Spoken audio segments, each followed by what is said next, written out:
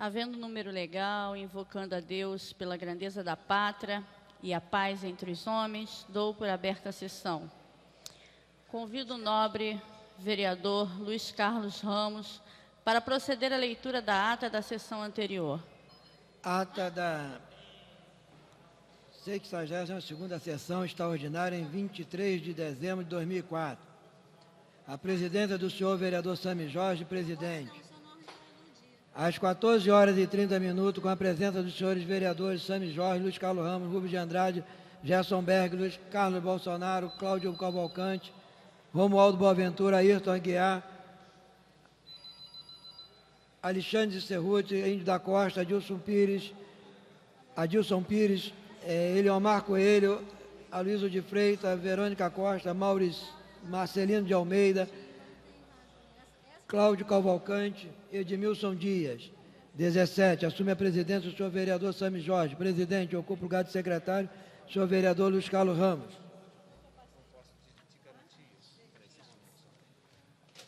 Encerra essa sessão às 18h30. Aprovada a ata, passa-se ao grande expediente. Não havendo orador inscrito, a presidência franqueia a palavra. Não havendo manifestação por parte dos senhores vereadores, a sessão fica suspensa até às 15h40. Está suspensa a sessão. A sessão esgotada a primeira parte do tempo destinado ao grande expediente, passa-se a sua segunda parte. Orador inscrito, Sua Excelência, o nobre vereador Wilson Leite Passo. Senhor presidente, senhores vereadores, esta casa destina-se fundamentalmente a cuidar dos assuntos e dos interesses da cidade em que vivemos e dos seus cidadãos.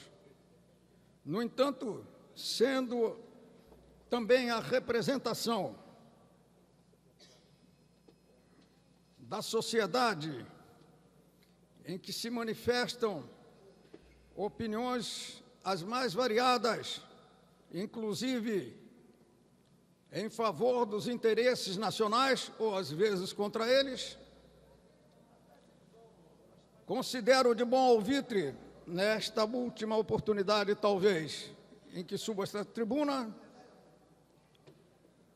alertar todos os bons cidadãos para um dos problemas mais sérios existentes hoje no Brasil, que é o trabalho continuado sistemático por parte de forças interessadas, externas e internas, em desmoralizar, desprestigiar, difamar e caluniar as Forças Armadas brasileiras, que são o último reduto organizado de civismo, de patriotismo existente neste país.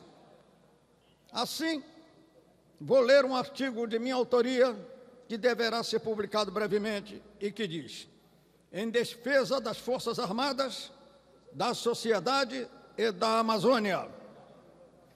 Desde as primeiras sociedades organizadas, sempre foram constituídas forças armadas destinadas à proteção, à salvaguarda, à defesa dessas sociedades.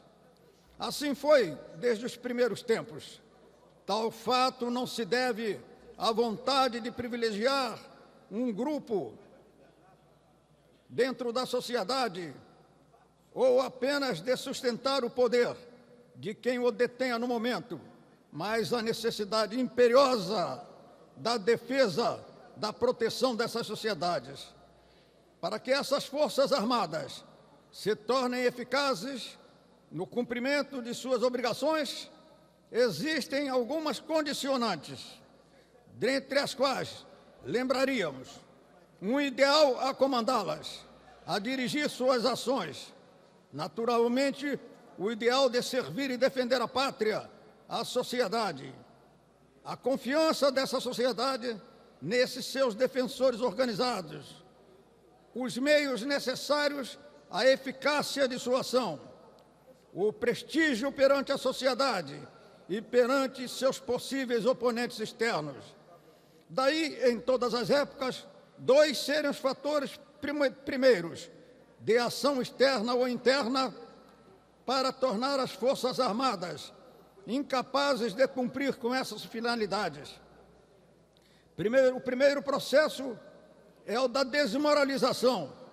Sobretudo, as forças externas normalmente utilizam todos os meios possíveis no sentido de promover a desmoralização daquelas Forças Armadas que pretendam opor-se aos seus interesses. Com esse desideratum, essas forças externas utilizam, não raras vezes, elementos internos que, por inconsciência, por ausência de civismo ou mesmo por servilismo, colocam-se a seu serviço, visando a desmoralização interna das Forças Armadas. O segundo fator é promover a ineficácia das Forças Armadas para que elas não possam cumprir com sua missão por não disporem dos meios adequados. Assim foi em todos os tempos. Tivemos dois exemplos flagrantes durante a Segunda Guerra Mundial. A União Soviética esteve na iminência de ser destroçada.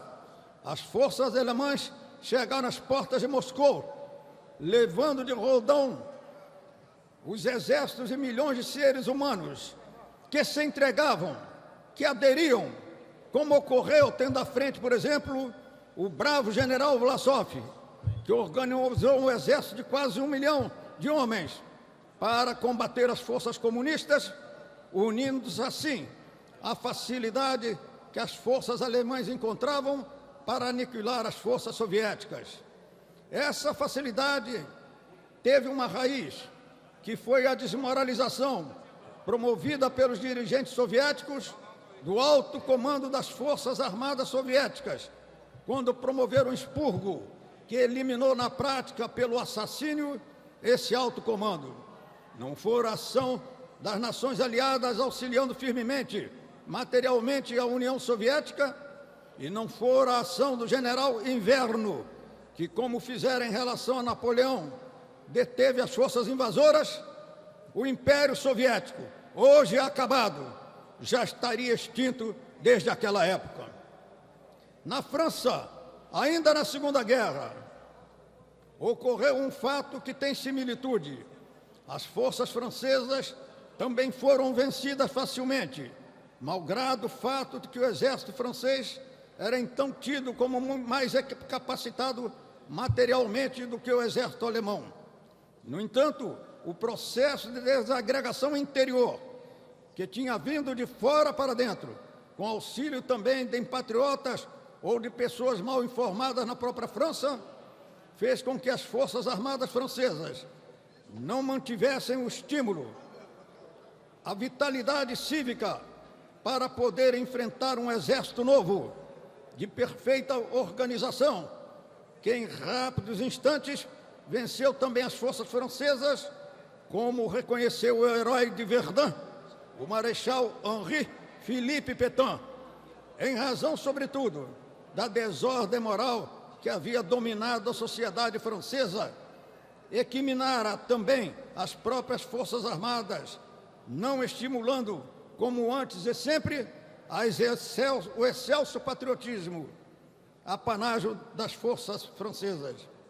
É o que está, de uma certa forma, ocorrendo celeremente, com as mais graves consequências para nosso país, em relação às Forças Armadas brasileiras, que estão sendo vítimas, há muitos anos, de um processo contínuo dentro desses dois propósitos. Primeiro, a sua desmoralização. Segundo, a sua ineficácia para então o Brasil tornar-se uma nação indefesa. Não é excesso de linguagem, ampara-se nos fatos.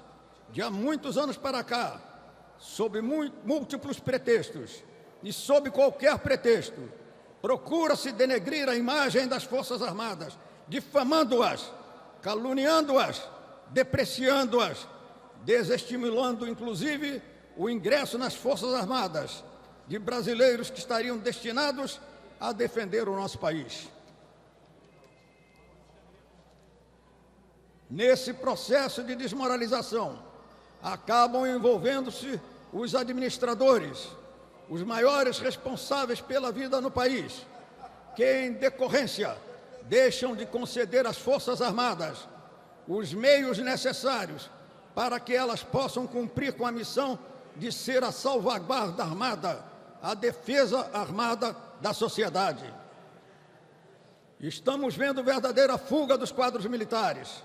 Centenas de oficiais superiores pediram reforma porque não se sentem mais em condição de poder sobreviver e muito menos de poder cumprir as suas obrigações profissionais, dada a existência da atual falta total de apoio dos governantes e mesmo da sociedade às Forças Armadas, em todos os sentidos, não somente por as depreciarem, mas também por lhes tirarem os meios, os recursos, para que elas tenham eficácia.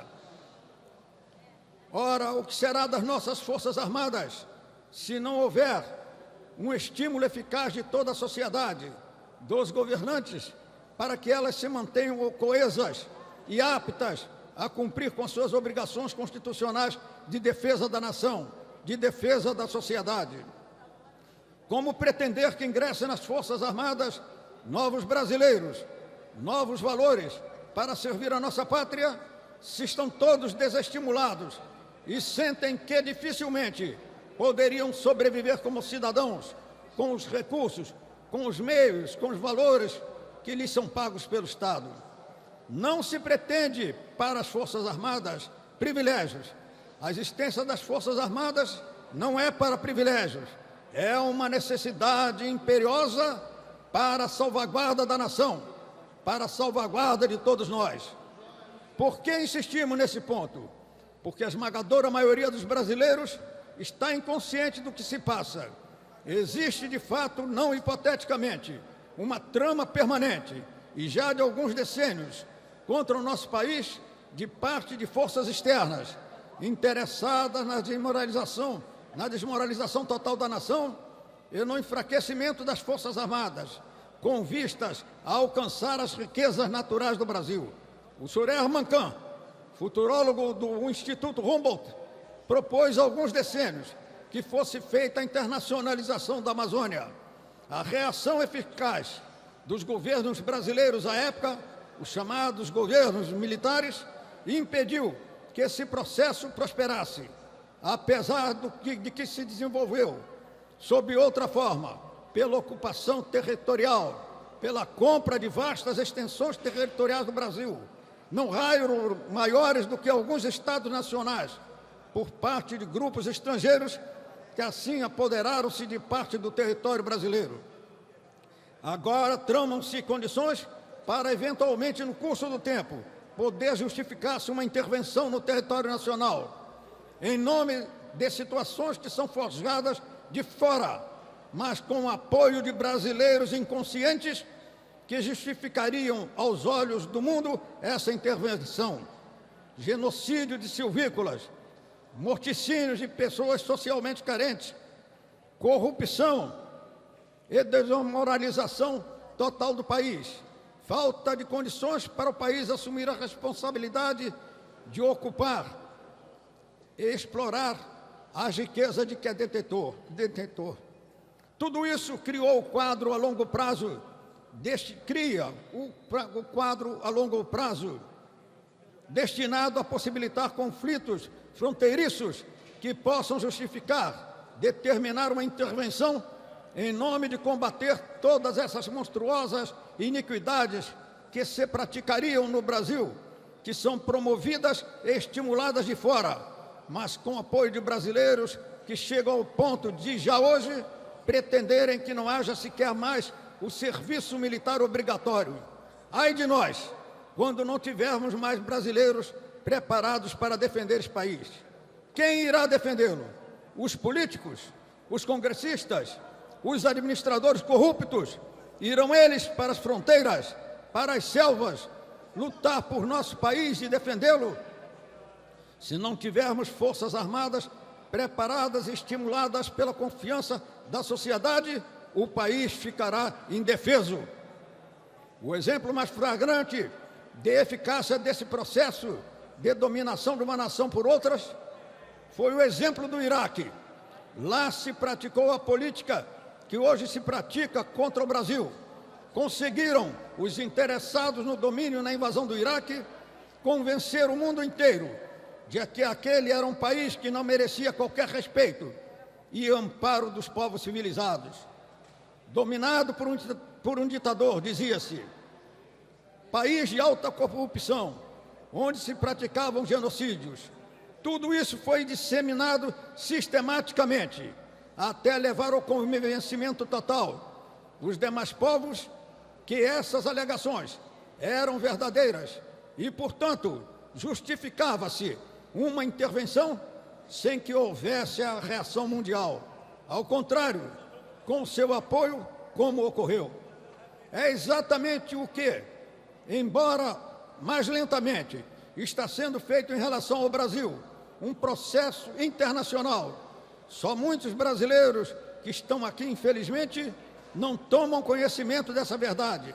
Um processo internacional permanente de desmoralização do país, sob alegações as mais espúrias, mas com os mesmos objetivos. Mas, contando das forças externas com o que está ocorrendo, essa situação em defesa do Brasil, porque, vindo a ocorrer um episódio que justifique uma intervenção dessa ordem, uma intervenção fronteiriça, as Forças Armadas não teriam condições para defender o Brasil. O Brasil não teria quem o defender. E não seriam os políticos, e não seriam os administradores corruptos, e não seriam todos aqueles segmentos da sociedade que desmoralizam por todas as formas as Forças Armadas, que denigrem a sua honra e possibilitam a sua ineficácia. Não seriam todos esses que iriam pegar em armas, mesmo porque não estão preparados para defender a nação. O Brasil seria uma nação subjugada facilmente. Portanto, devemos alertar aqueles que queiram despertar a sua consciência cívica sobre o que está de fato ocorrendo em nosso país e com as nossas Forças Armadas, e de como é indispensável elas serem prestigiadas por todas as formas, a bem da nação.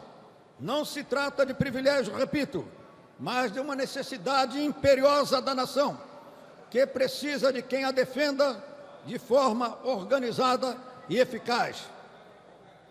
Para e passo, é indispensável, por todas as formas, em cruzada nacional, promover-se em todos os níveis a recuperação moral e cívica da nação,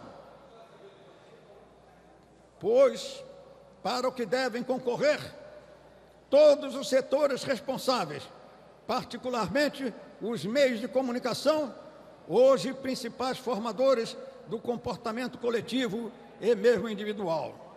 Este é o artigo de minha autoria que será publicado. Acrescento, senhor presidente, senhores vereadores, que nessa campanha sistemática de desmoralização, de difamação das Forças Armadas, muitos maus brasileiros hoje vivem da indústria da indenização em razão de sofrimentos que jamais sofreram, em razão de torturas de que jamais foram vítimas, mas que descobriram o filão para ganhar dinheiro facilmente, inventando as torturas de que dizem que foram vítimas. Não se lembram, porém, os que acatam a ação desses energúmenos que querem viver às custas dos recursos dos contribuintes, em nome de falsas perseguições e de falsas torturas. Não se lembram eles, porém, e nem dizem que aqueles que foram combatidos pelas Forças Armadas no período dito militar foram também mortos em grande parte, das formas mais vis, por aqueles subversivos que queriam implantar no Brasil um regime miserável de genocídio, o regime comunista que levou à morte cerca de 100 milhões de seres humanos em todos os países onde se estabeleceu o comunismo. Veja-se, leia-se a obra o livro negro do comunismo, que documenta de forma oficial, com os arquivos da antiga União Soviética, essa horrenda verdade, o genocídio generalizado praticado em todos os países onde o comunismo se estabeleceu. Graças às Forças Armadas, livramos-nos desse infame destino. Graças às Forças Armadas, mantivemos o Brasil livre e independente dessas forças que em todos os países onde imperaram levaram o sofrimento e a miséria os seus povos. Portanto, ao invés de se fazer como se faz hoje, de forma calculada e infame, e mentirosa, a calúnia, a difamação, a minimização das Forças Armadas, o que devemos todos fazer é prestigiá-las por todas as formas, porque elas são a única defesa organizada do país e são o último reduto organizado de patriotismo existente entre nós. Não existe outro reduto de civismo organizado senão as Forças Armadas brasileiras. Senhor presidente, senhores vereadores, não sei se voltarei aqui a esta tribuna, mas hoje queria deixar aqui marcada a minha posição mais uma vez, a posição de sempre, desde os idos em que quando estudante lutava em prol do monopólio estatal do petróleo como secretário nacional de propaganda da Comissão Estudantil de Defesa do Petróleo, que fui, organizando os movimentos estudantis em prol do monopólio estatal em nosso país, de que se originou a Petrobras. Desde essas lutas que venho travando sempre a serviço de nossa pátria, nunca eu vi um daqueles subversivos que tanto difamam, denigrem, falseiam sobre as Forças Armadas. Nunca vi um desses levantar um dedo em defesa efetiva dos interesses nacionais. Quase todos, e eu os conheço muito bem, estavam sempre desejando duas coisas, embora falando em nome dos desprotegidos, embora falando em nome dos sofredores, estavam sempre desejando duas coisas. Primeiro, emprego público para não trabalharem. Segundo, enriquecerem de qualquer forma se chegassem ao poder, como hoje está acontecendo. Senhor presidente, senhores vereadores, que a consciência de todos nós e dos demais brasileiros desperte para essas verdades que acabo de dizer e que são incontestáveis, e que todos nós unamos ao lado das Forças Armadas em defesa permanente dos superiores interesses de nossa pátria e contra todos aqueles, os interessados externos ou internos, que por todas as formas querem denegrir as Forças Armadas e querem torná-las incapazes de cumprir com a sua obrigação constitucional, qual seja a de defender o território brasileiro, qual seja a de defender a todos nós brasileiros, que somos dependentes para a nossa defesa das Forças Armadas, que em todas as épocas, sempre souberam cumprir com seu dever para com a pátria. Encerrando, lembro a todos que quando alguém falar contra os chamados regimes e governos militares, todos se lembrem das imensas realizações admiráveis realizadas naquela época em prol do Brasil. O desenvolvimento econômico, o desenvolvimento tecnológico, o desenvolvimento das nossas empresas, o desenvolvimento do Nordeste, graças aos incentivos fiscais recebidos. Aqueles milhões de brasileiros que puderam comprar casa própria, o que antes era impossível, só podiam conseguir uma casa, um financiamento para uma casa própria, se tivesse um pistolão para o presidente da República ou o presidente da Caixa Econômica. No entanto, graças ao chamado regime militar, milhões de brasileiros puderam comprar as suas casas, puderam ter as suas propriedades, com a criação do sistema financeiro habitacional e do BNH. E assim, encerro, senhor presidente, inúmeras outras realizações fantásticas, numa época em que não havia desemprego, havia pleno emprego, pleno emprego nos chamados governos militares. Todos devem se lembrar disso em honra da verdade e em honra das Forças Armadas brasileiras e do que elas construíram em favor do Brasil. Era o que tinha a dizer, senhor presidente. Esgotado o tempo destinado ao grande expediente, passa-se ao seu prolongamento. A mesa dará conhecimento das proposições recebidas.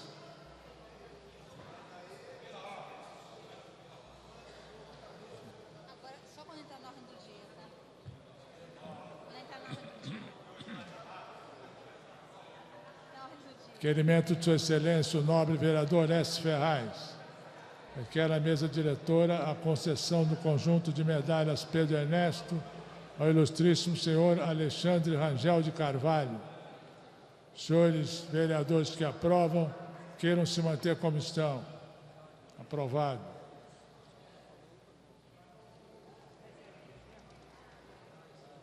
De autoria do nobre vereador S. Ferraz. Requer a mesa a concessão do conjunto de medalhas do mérito Pedro Ernesto ao senhor José Mário Magalhães de Brito. Senhores vereadores que aprovam, queiram se manter como estão. Aprovado. Do nobre vereador S. Ferraz, requer a mesa a concessão do conjunto de medalhas de mérito Pedro Ernesto ao ilustríssimo senhor Jurandir Drummond. Senhores vereadores que aprovam, queiram se manter como estão. Aprovado. O vereador S. Ferraz solicita a concessão do conjunto de medalhas de mérito Pedro Ernesto ao ilustríssimo senhor Sebastião Teixeira de Souza. Senhores vereadores que aprovam, queiram se manter como estão. Aprovado. Do nobre vereador S. Ferraz solicita a concessão do conjunto de medalhas de mérito Pedro Ernesto ao senhor Aloysio Gama de Souza, conselheiro do Tribunal de Contas do município do Estado do Rio de Janeiro. Retificando a fala, Tribunal de Contas do Estado do Rio de Janeiro. Senhores vereadores que aprovam, queiram se manter como estão. Aprovado. Requerimento de Sua Excelência, o nobre vereador Wilson Leite Passo. Requer a mesa diretora a concessão da medalha do mérito Pedro Ernesto à senhora Dalal Achar, em razão dos inestimáveis serviços prestados à arte e à cultura em geral. Senhores vereadores que aprovam, queiram se manter como estão. Aprovado por unanimidade. De autoria de Sua Excelência, o nobre vereador Guaraná, requerimento solicitando à mesa a concessão do conjunto de medalhas do mérito Pedro Ernesto a Cineia Simine Moreira Oliveira, primeira-ministra do Tribunal Superior do Trabalho do Brasil. Senhores vereadores que aprovam, queiram se manter como estão. Aprovado. Está pedindo mais de 5 medalhas. É porque ele não aprovou durante o período ele pediu poucas medalhas. Tem mais de 5 aí. Tem mais de 5, porque ele não... São 5 por ano, são 20 no total. São cumulativas. Requerimento de autoria de Sua Excelência, o nobre vereador S. Ferraz. Requer a mesa diretora a concessão do conjunto de medalhas do mérito Pedro Ernesto ao ilustríssimo senhor João Carlos Rodrigues da Silva. Senhores vereadores que aprovam, queiram se manter como estão. Aprovado. Do nobre vereador S. Ferraz, solicitando a concessão do conjunto de medalhas de mérito Pedro Ernesto ao senhor Zacarias Silva Lopes. Senhores vereadores que aprovam, queiram se manter como estão. Aprovado. Ainda do nobre vereador S. Ferraz, solicitando a concessão do conjunto de medalhas Pedro Ernesto ao ilustríssimo senhor Virgílio Almeida Santos. Senhores vereadores que aprovam, queiram se manter como estão. Aprovado.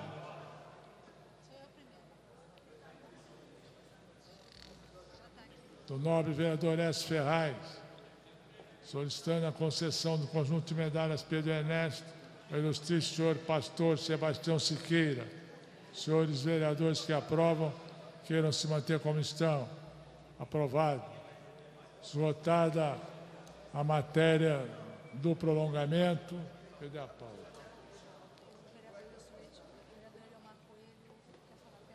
Passa-se a ordem do dia. Em votação, com a palavra pela ordem, Sua Excelência, o nobre vereador Eliomar Coelho. Senhoras vereadoras presentes, senhores vereadores presentes, funcionários, imprensa, companheiros e companheiras que ocupam as dependências da galeria. Senhor presidente, a minha questão de ordem é o seguinte: na sessão última que aconteceu nesta casa, na quinta-feira da semana passada, o nobre vereador Edson Santos, ele fez uma solicitação, não foi nenhuma, ele solicitou uma informação à mesa, quer dizer, perguntando se realmente a redação final do orçamento tinha sido entregue para publicação. E, na ocasião, a presidência explicou que tinha recebido, sim, mas só que no dia seguinte, na sexta-feira, infelizmente, devido ao volume, não daria para já sair publicado. Só que já passou sexta, sábado, domingo, segunda, hoje é terça-feira, e eu gostaria de saber de Vossa Excelência exatamente por que ainda não foi publicado a redação final do orçamento. Já que foi tudo entregue, não tem mais nenhum impedimento, inclusive na ocasião, a resposta que foi dada como justificativo para o nobre vereador Edson Santos é de que faltava votar exatamente aquela matéria sobre os cargos na Câmara, que era fundamental exatamente para assistir aos novos vereadores, que significou o aumento de 42 para 50, essa matéria já foi votada também, então eu gostaria de saber exatamente por que não está publicado hoje no DCM a redação final do orçamento. A presidência esclarece a Vossa Excelência que a redação final estava na diretoria das comissões sendo examinada e hoje já foi encaminhada para publicação, sairá no Diário Oficial de amanhã. Pela ordem, senhor presidente. Ficou claro, nobre vereador? Já foi encaminhada para publicação. Encaminhada para as comissões por conta de quê? Como? Havia necessidade. Como? Todas as matérias que saem das comissões vão à diretoria. Todas as matérias que saem das comissões vão à diretoria de comissões para serem apuradas, conferidas e para depois serem publicadas. E ainda não, as comissões então ainda não fez Já hoje a matéria já foi encaminhada para publicação. Deverá constar do Diário da Câmara de amanhã. Ele já tinha dito isso, que foi mandado para... As ordens. Pela ordem, senhor presidente. A palavra pela ordem, Sua Excelência, o nobre vereador Wilson Leite Passos.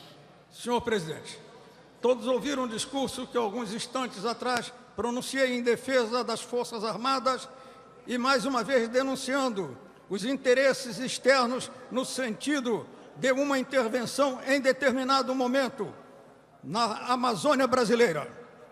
Nesse discurso, fiz referência ao processo sistemático, planejado de difamação, de calúnia em relação às Forças Armadas, com o propósito de desprestigiá-las e de enfraquecê-las para que não possam cumprir com seus deveres para com a nação de defender o nosso território. Infelizmente, senhor presidente, há poucos instantes, surpreendentemente, uma funcionária se dirigiu a mim para dizer que o meu discurso só poderia ser publicado se fosse autorizado por Vossa Excelência. Ora, todas as matérias que são abordadas neste plenário são obrigatoriamente, necessariamente, publicadas no Diário da Câmara. Pergunto a Vossa Excelência: Vossa Excelência vai determinar, autorizar ou não a publicação do discurso que fiz em defesa das Forças Armadas? Há alguns instantes. A presidência esclarece a Vossa Excelência que a matéria será publicada, certamente. Não entendi, senhor presidente. A matéria será publicada, certamente. Agradeço a Vossa Excelência o cumprimento do dever. Em tramitação especial, em regime de urgência, discussão única em votação. Veto total aposto pelo Poder Executivo ao projeto de lei 1434-A de 2003, de autoria do senhor vereador Sami Jorge, que autoriza o Poder Executivo a conceder subvenção social ou auxílio à instituição Santa Casa da Misericórdia, no Rio de Janeiro. A matéria requer quórum de maioria absoluta. Os postos de votação já estão disponíveis, senhores vereadores.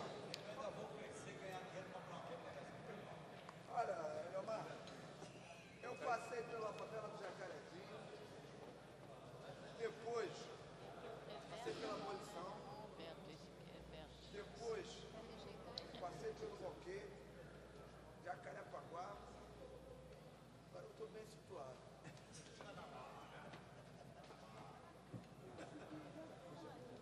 Agora, eu ganho. Para encerrar a votação. Esperar o Humberto Salles.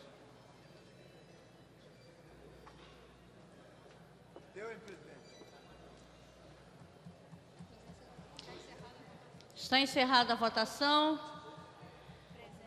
Presentes 23 senhores vereadores. Votaram não 23 senhores vereadores. O veto é rejeitado e o projeto segue à promulgação.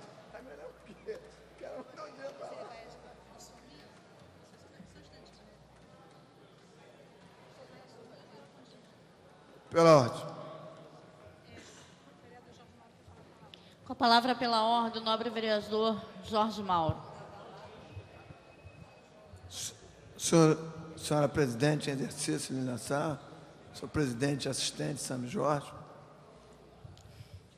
nobres vereadores, eu queria agradecer, até que hoje, né, é o penúltimo dia, né, nós estamos aqui juntos, e eu não poderia deixar passar em branco os assessores de plenário que nós temos nessa casa, né?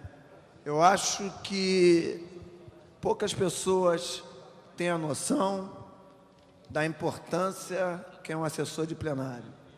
E durante esses 12 anos que eu tive nessa casa, e vou continuar, né, porque graças a Deus eu fui reeleito, eu vejo as mesmas pessoas com carinho, com seus vereadores. Eu não vou nominar, mas, por exemplo, uma Fátima, uma Eloy, Jona e vários outros, Júlio, que estão aqui nessa casa, nossa companheira assessora da Leila também ali, Carlão. Essas pessoas, elas fazem parte do nosso dia a dia. O companheiro, assessor da Eliomar, que não está aqui agora no momento, Fred, essas pessoas são quem nos dá aquele amparo para que nós possamos votar em certos momentos com uma consciência mais tranquila ainda, conhecendo o regimento interno, conhecendo, né, o tramitar de vários projetos. Essas pessoas eu só tenho a agradecer, até mesmo pela noção e a responsabilidade que eles têm em nos guiar numa hora de um projeto vem à pauta e nós estamos votando. Eu queria parabenizar esses assessores de plenário, que são pessoas muito importantes para o vereador. E não existe nenhum vereador que entre nessa casa que não procure uma dessas pessoas que já fazem parte desse plenário. São sempre os mesmos, indiferente de quem eleito for. Então, eu queria agradecer de coração, em nome da cidade do Rio de Janeiro, a esses assessores de plenário que fazem com que nós possamos votar com consciência nosso voto da cidade do Rio de Janeiro.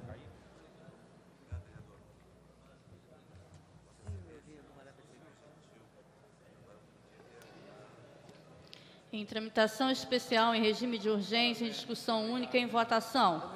Vetos parciais apostos pelo Poder Executivo ao projeto de lei 712-A de 2002, de autoria do senhor vereador Dr. Monteiro de Castro, que institui no município do Rio de Janeiro campanha para a prevenção de má formação do tubo neural e anencefalia. Os postos de votação já estão abertos.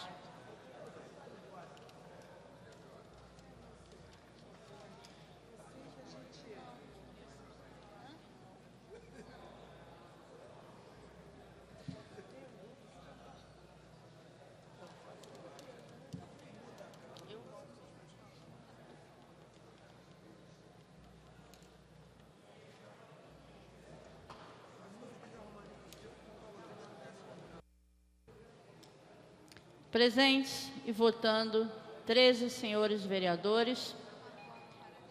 Não há quórum para deliberar, nem para dar continuidade aos trabalhos desta casa.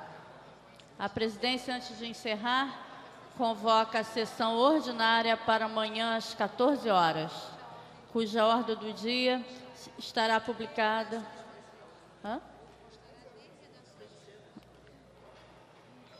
cuja ordem do dia constará de redações finais. Está encerrada a sessão.